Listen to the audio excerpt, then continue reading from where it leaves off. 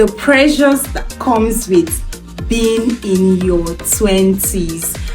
So the next point I'm going to talk about is the emotional pressure that comes with being in your 20s. And this one is strong. It's like I'll need to take off my jacket. Literally, you guys are going to excuse me. I need to take off my jacket because you know what is atarodo? Pepper, hot pepper. It dealt with me. So you guys, I had to take off my jacket because this particular one Yoruba people will say eleginigon. I don't know if I spoke it well, but that's what it is. Yes. So at some point in my life, I felt like I needed love.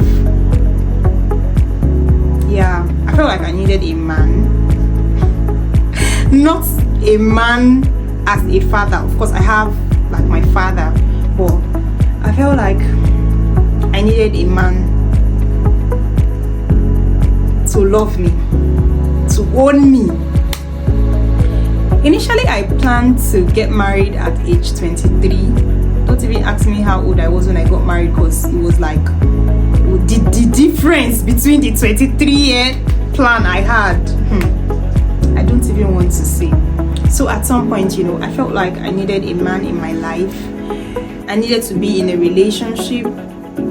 I needed to be making those whispering calls, that goes on in the night when all your roommates are making calls like, yeah, man, you just be hearing them whisper, and then you're trying to sleep, but then you can't concentrate and all.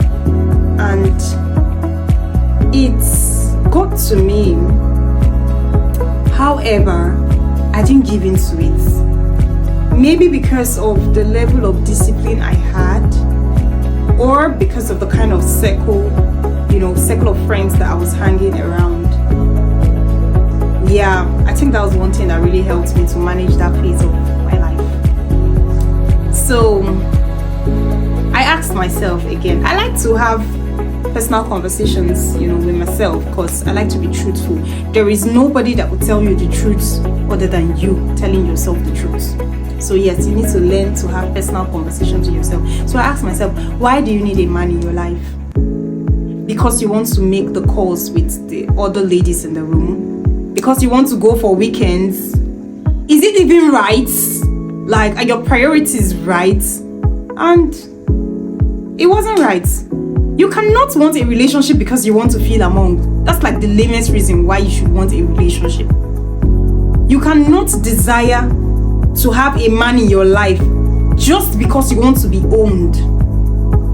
So I had to do a priority check on myself, and I realized that no, I didn't need a man in my life. I needed to focus on my goal, my career, my studies, my vision, and that was actually what I did.